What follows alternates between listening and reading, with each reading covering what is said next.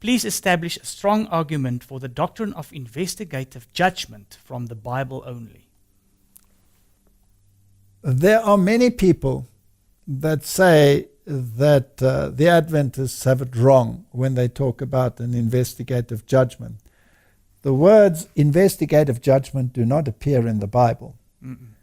But that doesn't mean that the principle of an investigative judgment does not appear in the Bible. Yeah. Any court of law has various phases of activity. When a case is brought before a judge, there is first a discussion as to whether the person is guilty or not. In other words, there's an investigation. Yes. Right? You might not call it that, but that is actually what takes place. That's what a court case is all about. And once that investigation has been carried out, then there can come a pronouncement of judgment. And after the pronouncement of judgment, there is an execution of that judgment. In other words, you have an investigation, you have a pronouncement, and you have an execution of judgment, executive judgment. Those are the phases of judgment. So, what about the Bible? Does it speak about these issues in any way? So, let's look at it carefully. Firstly, there is a judgment in the Bible. We know that. You can find it in the New Testament, you can find it in the Old Testament, and it's very consistent. So there is a judgment. Let's read a few verses. Ecclesiastes 12, verse 13. Let us hear the conclusion of the whole matter. Fear God and keep his commandments, for this is the whole duty of man. For God shall bring every work into judgment with every secret thing, whether it be good or whether it will be evil. So there will be a judgment, right? Definitely. And who is the one who's doing the judging here? God. God. Secondly, the judgment is for all men. Romans 14, verse 10. But why dost thou judge thy brother? Or why dost thou set at naught thy brother? For we shall all stand before the judgment seat of Christ. All judgment has been handed over to Christ. Yeah. In a very interesting sense, Christ himself is also being judged. Yeah. Because there was a war in heaven. And Satan accused the government of God. In other words, he accused Jesus Christ of unfair practice by eliminating him from heaven and yet providing redemption for Adam and Eve. Yes. So Christ and his righteousness, his correct doing, are also, in a sense, being judged. Now, the third point is the judgment will be for the righteous and the wicked.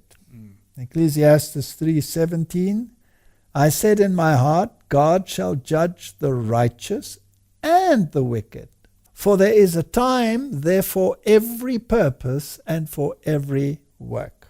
So there will be the righteous and there will be the wicked. Jesus refers to the sheep and the goats, the good fish and the bad fish, that there will be a separation. So we have established there is a judgment. The judgment will be for the just and for the wicked. Nobody is excluded. We will all stand before the judgment seat of Christ. And Paul makes it quite clear, you cannot, as a human, determine the motives of the heart. Leave that to God. Leave that to God. Now the fourth point is, there will be an investigation for the books of record are to be opened. Right? Yes. Daniel chapter 7 verse 10. Well, we can read it here, but we can also go to the Bible. Correct. I always like going to the Bible directly. And we can look at the book of Daniel. And we can go to Daniel chapter 7. And interesting, in chapter 7, he describes these creatures, these beasts that arise, these kingdoms that will arise. Mm-hmm. And from verse 9, we have a new paragraph. And it says, I beheld till thrones were cast down, and the Ancient of Days did sit, whose garment was white as snow, and the hair of his head like the pure wool. His throne was like the fiery flame, and his wheels as burning fire.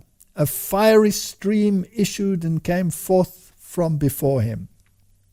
Thousands ministered unto him, and 10,000 times 1,000 stood before him. The judgment was set, and the books were opened. Now, Martin, where does this scene take place? In heaven. It takes place in heaven, and books are being opened. Yep. Now, what books are these? There are various books mentioned in the Bible. Mm-hmm. There is the book of life. Yes. And by the way, who is written in the book of life? Every person. Every single person is written in the book of life. So Christ died for all. Yes. But can your name be removed from the book of life? Unfortunately, yes. Unfortunately, yes. And that will be based upon what? Your acts, your deeds, and your decisions. Yes. Right? I beheld, then because of the voice of the great words which the horn spake, I beheld even till the beast was slain and the body destroyed and given to the burning flame. So while this scene is taking place in heaven, there are great words being spoken down here, Mm-hmm. and he looks through the stream of time even to the point where that entity will be destroyed. Yes. So basically, Daniel 7 tells us about a judgment scene which takes place in heaven, and books are being opened. Now, what would be the purpose of opening books? To glance at it and look at it, read it, see what's going on in there. And to investigate Yes, whether investigate. someone is in the book of life or not in the book of life. Yes. Are there deeds of such a nature that they will not be scratched out of the book of life? Did they have faith, etc.?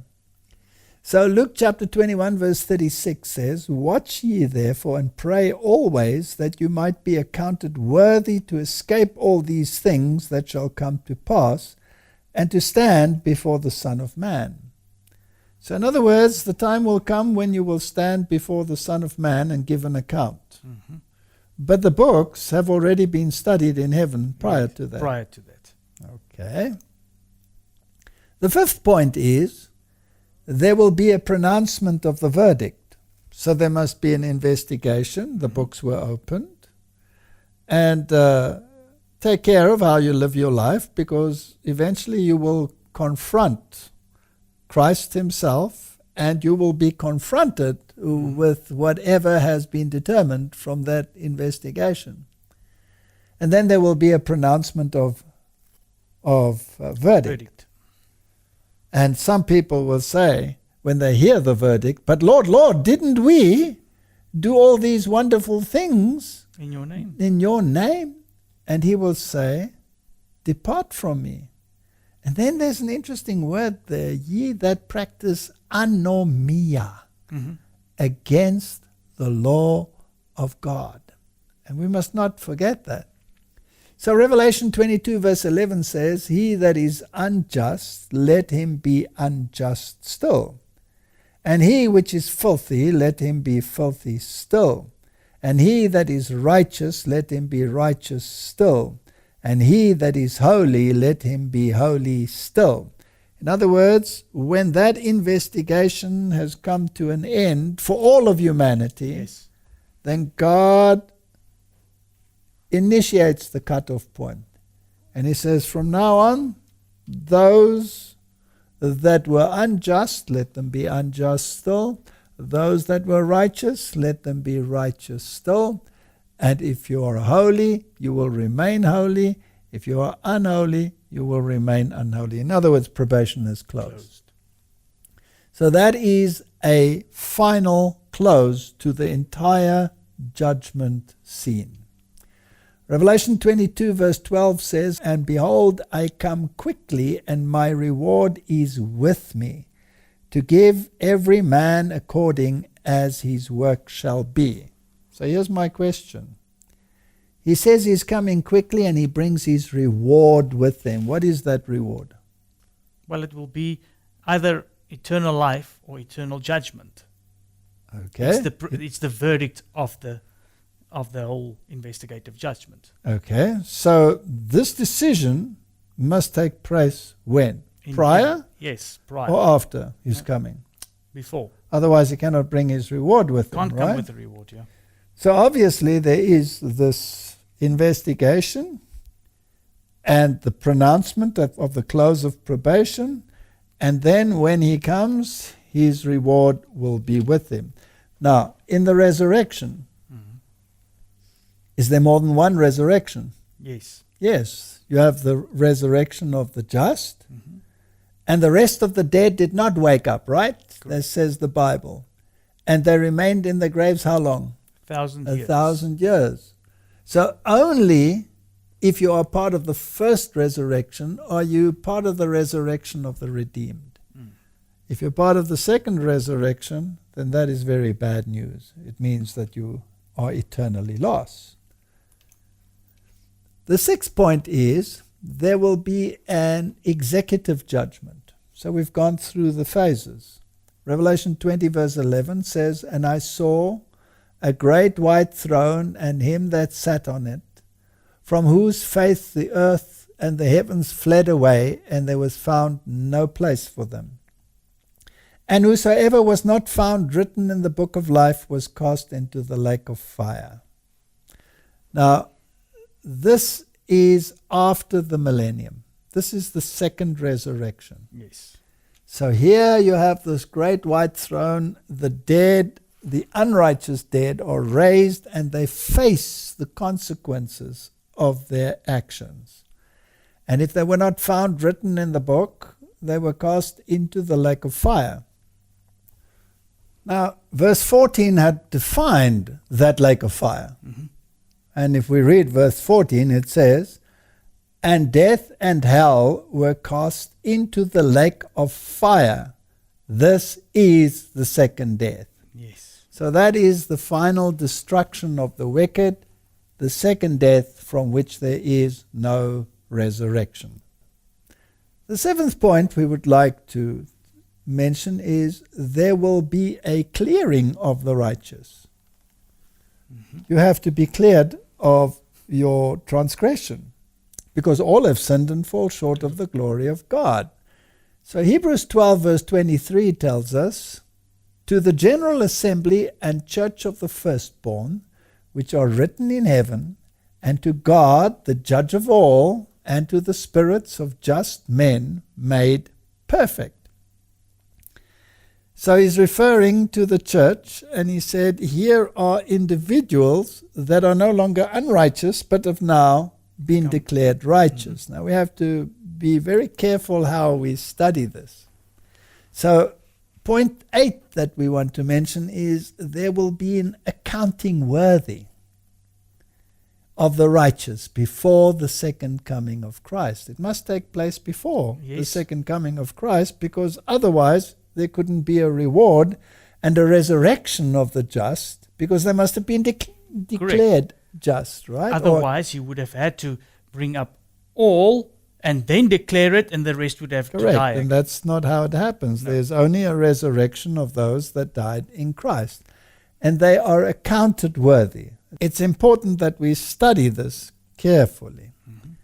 Now Luke chapter 20 from verse 34 onwards says, "And Jesus answering said unto them, The children of this world marry and are given in marriage. But they which shall be accounted worthy to obtain that world and the resurrection from the dead, neither marry nor are given in marriage." Now, we're not using this verse to talk about marriage and what marriage will be like in heaven. It's simply about being accounted worthy to obtain that world and the resurrection from the dead. So they must have been accounted worthy. Yes. Now, what does that mean? That means it must have been a study to see if you are worthy. Yes, there must have been an investigation to see if you are worthy. So this accounting worthy, verse 36 says, "Watch ye therefore and pray always, that you may be accounted worthy to escape all these things that shall come to pass, and to stand before the Son of Man." In the investigation, you have to be accounted worthy. Otherwise, you cannot be part of the first resurrection. Correct. So let's look at this word, accounted worthy. What is it in the Bible? The word is kataxiou. And this is the concordance, Strong's, to deem entirely deserving, to count worthy. Now, according to Moulton and Milligan, this Greek word does not mean to make worthy, but to count worthy. And here is again a difference between Catholicism and Protestantism. Catholicism teaches that you are made worthy. Protestant teaching is that you are counted worthy. In other words, it is the imputed and imparted righteousness which you appropriate by faith, which makes you counted as worthy. So the gift is always a gift from the giver and not something that you eventually attain. It is an imputed and imparted alien righteousness, so that no man can boast. Correct. So I hope that this answers the question of whether there is an investigation or whether there is not an investigation. And it hopefully also answers that investigative judgment is prior to Jesus' second coming. It has to be. Otherwise there could be no resurrection of the just and an ignoring of the unjust.